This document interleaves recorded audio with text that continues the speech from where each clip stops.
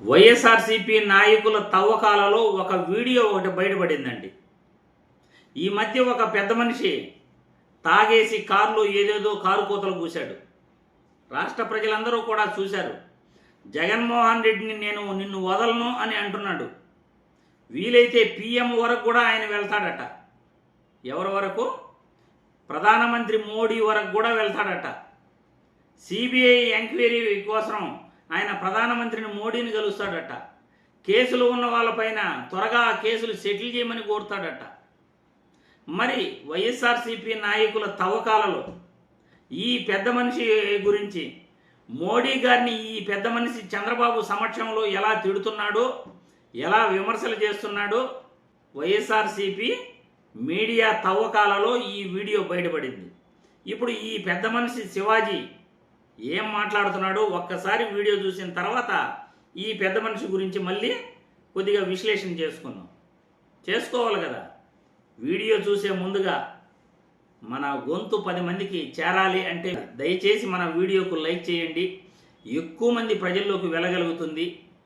రాజకీయాలలో కుట్రలు కుతంత్రాలను మీ కళ్ళ ముందుకు తీసుకొచ్చే ప్రయత్నం ఖచ్చితంగా చేస్తాను. పూర్తిగా వీడియో చూడండి. మీ అభిప్రాయాలను కామెంట్ల రూపంలో పంచుకోండి.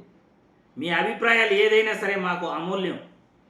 ఇప్పుడు మనం సోషల్ మీడియాలో వైరల్ అవుతున్న ఈ వీడియో చూస్తాం.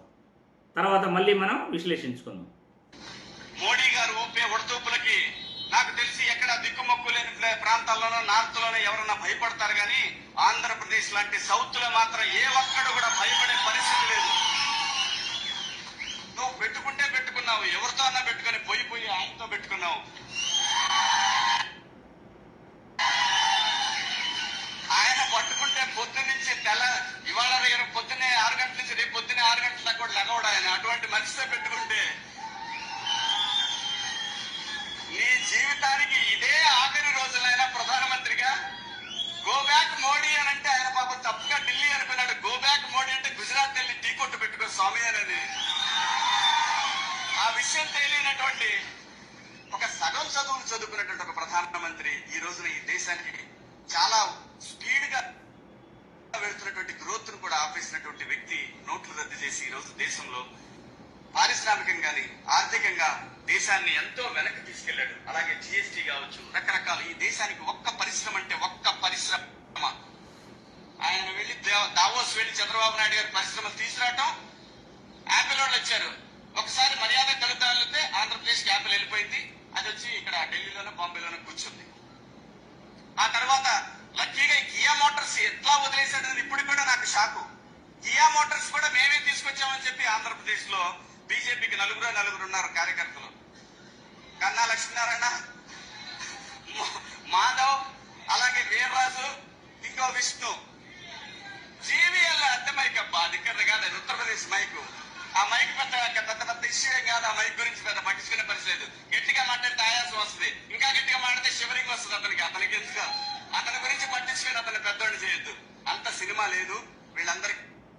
చూశారుగా సోషల్ మీడియాలో వైరల్ అవుతున్న వీడియో. వైసీపీ నాయకుల తవ్వకాలలో బయటపడిన శివాజీ వీడియో మీరందరూ చూశారుగా. ముఖ్యంగా బీజేపీ నాయకులకి కొద్దిగైనా మీకు పౌరుషం ఉంటే శివాజీ మాట్లాడిన మాటలు విన్నారుగా. మోడీ గారిని ఆ ప్రధానమంత్రి గాడు అని అన్నాడు. ఎప్పుడు మోడీ గారిని ఎవరో ఇంతగా నాకు తెలిసి అవమానపరిచి ఉండరు. ప్రధానమంత్రి గాడు అని అన్నాడు. వీడియోలో చూడండి మళ్ళీ కావాలంటే. గుజరాత్కి పంపించి మళ్ళీ టీ అమ్ముకోమంటున్నాడు. ప్రధానమంత్రి మోడీ గారిని టీ అమ్ముకోమంటున్నాడు. రాష్ట్రంలో పరిశ్రమలన్నీ కూడా ఆయన తీసుకెళ్ళిపోయాడట మోడీ గారు ఢిల్లీ వరకు. చంద్రబాబు గారు దావూస్ నుండి పరిశ్రమల్ని కష్టపడి మరి ఆయన తీసుకురావటం, ఈయన తీసుకెళ్ళిపోవటం అని అంటున్నాడు. మరి విన్నారు కదా. ఈ శివాజీకి ఎంత ఉందంటే అతనికి ఇంత అహంకారపూరిత మాటలు ఒక ప్రధానమంత్రిని పిఎం గాడు అంటూ ఇతను మాట్లాడిన మాటలు చూస్తుంటే మరి బీజేపీ నాయకులు ఈ వీడియో చూసిన తర్వాత ఎవరికైనా కొద్దిగైనా పౌరుషం వస్తుందా లేదా చూడాలి. ఎందుకంటే ఒక వ్యక్తి ఎలాంటి వాడు, మన పార్టీని పైకి తీసుకెళ్తాడా లేకపోతే లోపల వెనకాల గోతులు తవ్వుతాడా? అతను అలయన్స్లో ఉండొచ్చు, కానీ ఆ వ్యక్తిని నమ్మాలా వద్దా? బీజేపీ నాయకులు ఆలోచించుకోవాలి. మీకు దేశ నాయకత్వం పైన, బీజేపీ నాయకత్వం పైన ఎవరికైనా విశ్వాసం ఉంటే, లోకల్ ఆంధ్రప్రదేశ్ బీజేపీ నాయకులు ఈ వీడియో చూసిన తర్వాత కూడా గమ్మనే ఉన్నారంటే మీకన్నా పనికిమాలిన వాళ్ళు ఇంకెవరూ లేరు అని అర్థం.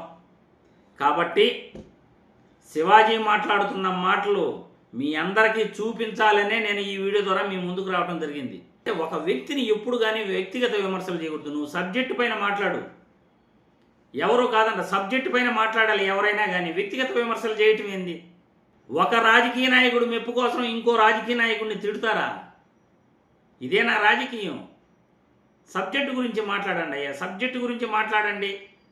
ప్రజలు మీ అభిప్రాయాలను కామెంట్ల రూపంలో తెలియజేయాల్సిందిగా వీడియో ద్వారా కోరుతున్నాను.